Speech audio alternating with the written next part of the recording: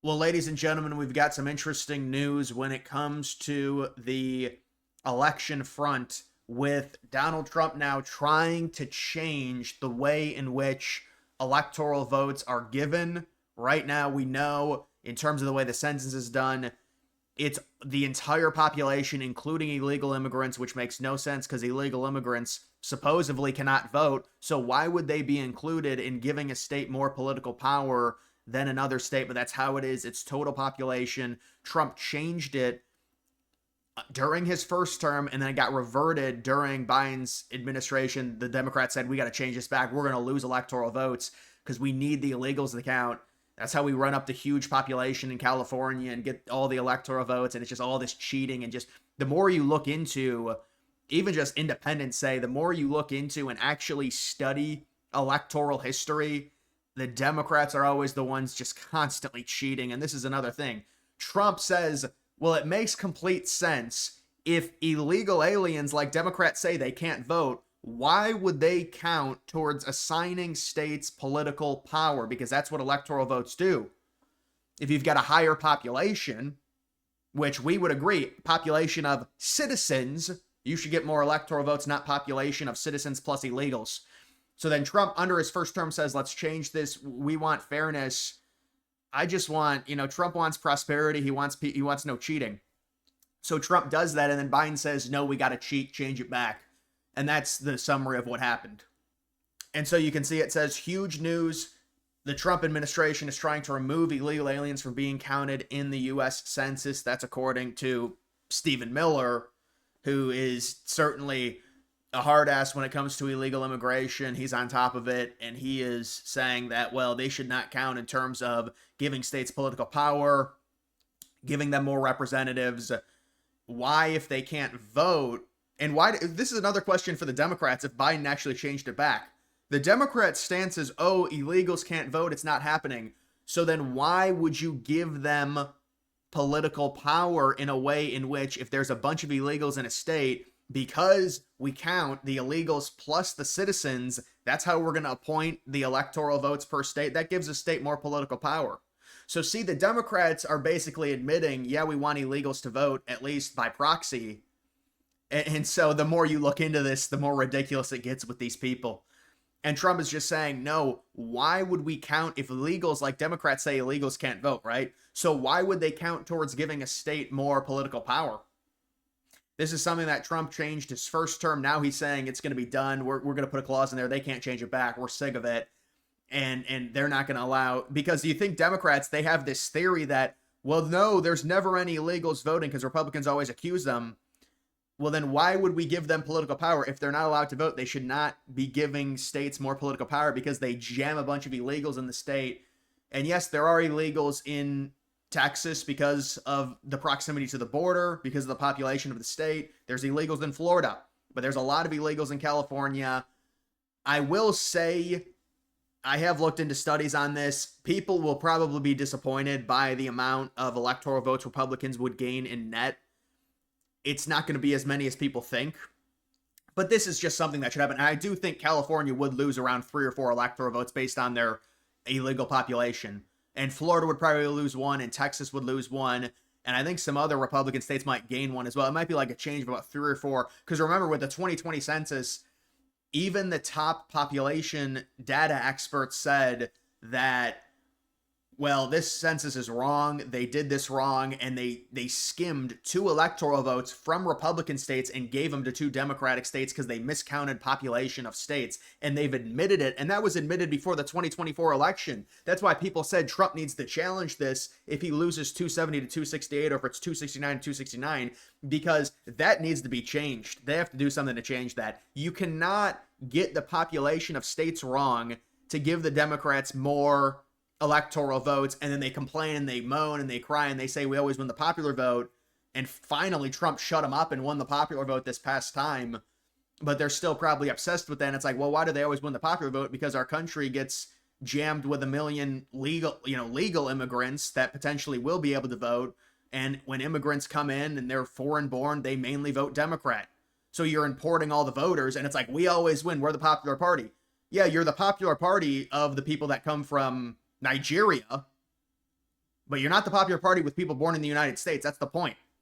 And so let's actually look into this, because you can see there's this headline here. This is a few days ago. Who counts Trump poised to try and remove non-citizens from the census following a years-long surge in illegal immigration? And this is another big thing, because think about how the census is done and how it's all counted. The electoral votes right now are based off of the 2020 census. So Biden flooded the country, and the low estimates are like 10 to 15 million of illegals, and that's the Democrat estimates. That's the low under Biden's 4 years. And they said, we want the illegal immigration to come up. Trump was too hard on the border, and then they realized that they were going to lose the election badly, so they tried to pass that sham bipartisan bill because they were going to lose the election. I mean, they had said that Trump was like, he shouldn't have, all of this stuff, the return to Mexico, it's all terrible. We don't want it. We want the door to be open. We want the illegals to pour in. And then they got what they wished for, but then it was a terrible. I mean, you look at opinion polls, the Democrats are like minus 50 in terms of how to handle immigration. We've never seen numbers it's just horrible. But the Trump administration is poised to challenge a long-standing but legally fraught practice counting illegal aliens in the U.S. Census. Trump tried to end the practice during his first term, but Biden overturned the policy before it was actually implemented. And you can see the overall point of this, saying it could have significant political implications because the census is used to appoint House seats, determine the number of votes each state gets in the Electoral College for selecting the president, and it also drives trillions in government funds. States with higher populations are going to get more government funds, of course. Some immigration researchers project that including non-citizens in the census count disproportionately benefits Democrat states with large illegal alien populations. There was a recent study done based on the 2020 census figures, said it would be a negligible shift on the political map. And then you can see it goes into other stuff. Looking backwards, those researchers found red states would have benefited under the administration's desirable census count shift had authorities excluded such migrants, meaning illegal immigrants, in the 2010 census.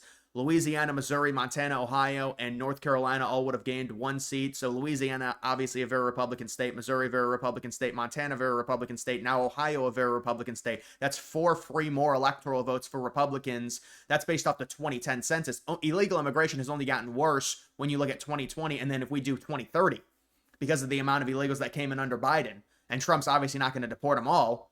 North Carolina is a swing state. It's gone to Trump all 3 times, though. So that would be 5 extra electoral votes for Republicans, but North Carolina is a swing state, to be fair. They all would have gained 1 seat. California would have lost 3 seats, and Texas and Florida each would have lost 1 seat. So you've got the total amount. California, liberal, loses 3 seats, Texas and Florida. I mean, that would be like a net gain. That's a significant net gain of like 3-4 seats for Republicans when you factor that in. Texas and Florida are certainly, they have their share of illegals. That's why they would lose 1. I agree. But think about, they tried to come out with studies and say, well, if you don't include the illegals, it doesn't really change much. Well, no, it does. I mean, at least according, this is a 2010 study. Imagine there's more illegal immigration. And I admit there's illegals. There's a significant illegal population in Florida and Texas. But it's not going to be a crazy amount like in California.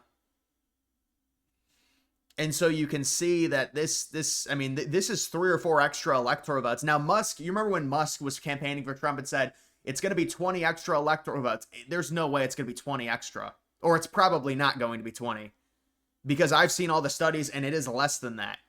But the point is, this is significant. I mean, this is 3 or 4, maybe 5 electoral votes, depending. I also think New York has a lot of illegals. There maybe skim a vote off of them.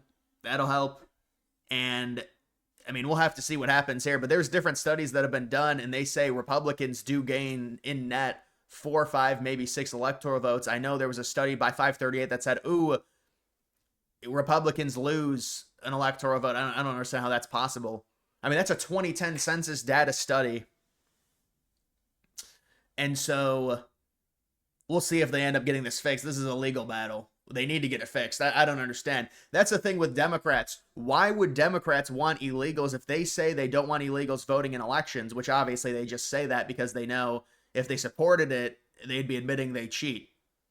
So they say they don't want illegals in elections, but then they overrule Trump, when he tries to pass an act that excludes counting illegals in census, which should happen because apparently illegals are ineligible to vote. So why would they count in terms of giving a certain state more political power? That goes for California. That goes for Florida. I'm not saying that, oh, there's no illegals in Florida, but there are more illegals than liberal states, even when they try and downplay it and they come up with this fake argument like 538 where they say, well, no, it would help conservatives. Really?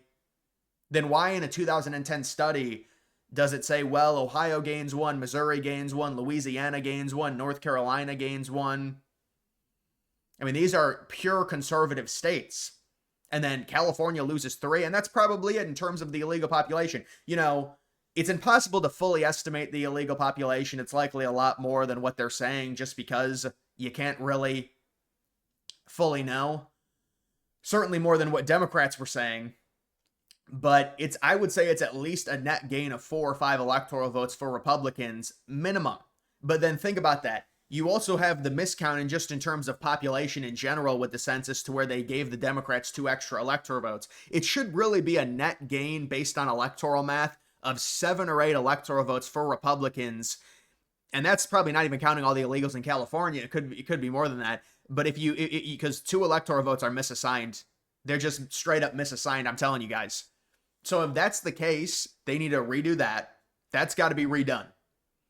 You're giving too many electoral votes to Democratic states, and you need to give them back to the Republican states based on the population and the weighting, how it's done.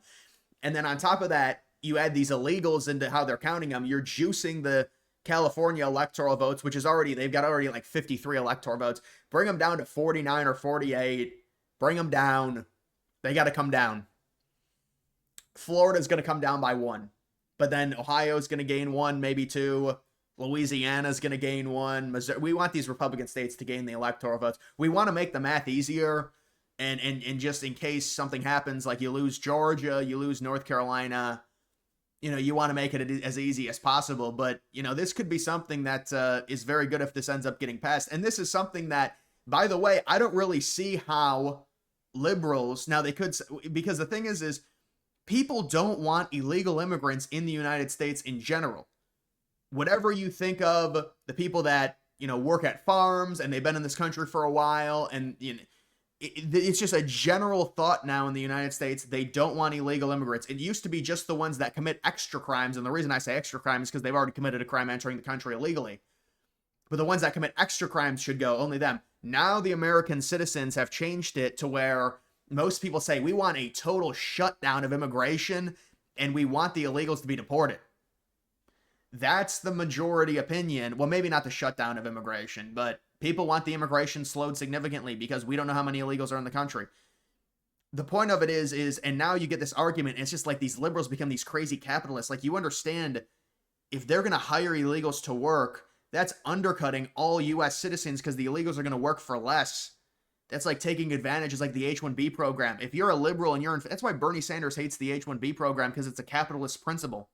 And I like capitalism, but I'm just saying it's counterintuitive. You would think for liberals, but now suddenly they love capitalism. They love bringing in the H-1B and extorting the minority in the immigrant work when they're here on 3-year visas, and they work them to death because they've got such authority over them, like the major corporations do with the H-1B workers. And they screw normal U.S. citizens who go to college.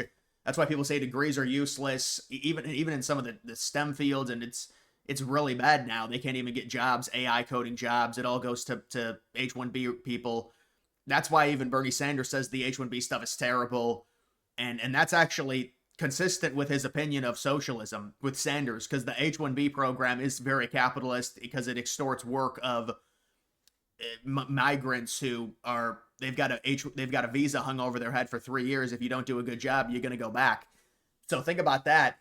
The point here is that this needs to be changed. We're going to gain electoral votes. I don't think it's going to be 20 electoral votes. It'd be nice, but they do need to take around 3 or 4 electoral votes away from the Democrats, because you count the illegals and then they somehow say, they try and counter this by saying, no, we've done the calculations. The illegals counting helps Republicans. Really? The illegal population in the state of California alone is projected to be 10 million. So how do you say, I mean, this is ridiculous. California loses 3 or 4 electoral votes. Well, if it was 10 million, they'd probably lose more than that. They'd probably lose more than that, even with it being weighted. Because the higher the population you have, the less, the less of an impact. And that's why they don't like, they don't like the electoral vote system, because it hurts California. But California's population in general is a sham. I mean, they're a massive state, don't get me wrong. And they've got a huge economy. But they've got a ton of illegals there. And they've got more illegals than Texas. They 100% they do. They have to. They've got more illegals than Florida by a lot. And so if you want to take one electoral vote away from Texas and one electoral vote away from Florida, but 3 or 4 electoral votes away from California and the ones that get the electoral votes, it's like, even if Florida loses an electoral vote, according to that study, Missouri would take it. So that's a net, it's a zero, because a Republican state loses one, but then another Republican state gets one. It's the liberals that would be losing 3 electoral votes in that scenario. And then on top of that, they miscounted the actual population of Republican states and Democrat states during the 2020 census. The 2020 census was done during COVID. You got to understand, it was a mess. So when you think about all that and you add this potential, I mean, we could be looking at very, very favorable electoral math in 2028 for Republicans, especially now that they've got Florida and Ohio locked down. I mean, Ohio is a Republican state. Florida is a Republican state. They said Hillary was going to win both of those states in 2016. She was leading all the polls. They were trying to say Biden could win Ohio in 2020. And they had Biden the heavy favorite, or not the heavy favorite, but a favorite in Florida in 2020. Those states are both conservative. Now they're coping and saying, well, look at all, the minorities moving to Georgia. We're going to take Georgia, and it's 16 electoral votes. We're going to take North Carolina. Yeah, Trump's won North Carolina all 3 times. North Carolina is a swing state, but it's more conservative. And now the voter data, the voter registration in Pennsylvania, people are saying Pennsylvania is Ohio 2.0. Pennsylvania's starting to really turn, because remember, Ohio was very close and Obama won it, and this was a pure swing state. And then in 2016 it turns, and that's a Rust Belt state. Ohio is part of the Rust Belt. We don't really talk about it because it's not a swing state anymore. But now they're saying, well, Pennsylvania, it's next up, and once Pennsylvania goes, and once they stop counting illegals in the census, Ohio, Pennsylvania, Florida, I mean, these are a lot of electoral votes that are going to be possibly now. If Pennsylvania actually became a Republican state, they'd be done. Liberals would be screwed. They'd have to try and turn Florida back, or I don't even know what they would. Well, I guess they could win potentially every swing state. If you take back Arizona, and I think Arizona's gone for them, though. I mean, we'll see, but you win it by 6 or 7 points. It's going to be tough for Democrats to take that state back. Nevada, I guess, is still a pure swing state. But either way, guys, if this changes, I mean, I think people have to temper. I don't think it's going to be 20 electoral votes. If it was 20 electoral votes, I mean, that would be great. But we'll take 3 or 4 electoral votes. And I think some of these studies where they say no Republicans would lose electoral votes, really? When there's an estimated 10 million illegals in California? I mean, there's studies done. I mean, there was a study into the 2010 census, and so it says Republicans are going to gain 3 or 4 electoral votes here. That's a minimum. And look, that's not even counting the miscalculation of the population in general. So think about it. But guys, that's going to do it for this video. Make sure you like it down below. Also follow me on X. Link to that's always in the description.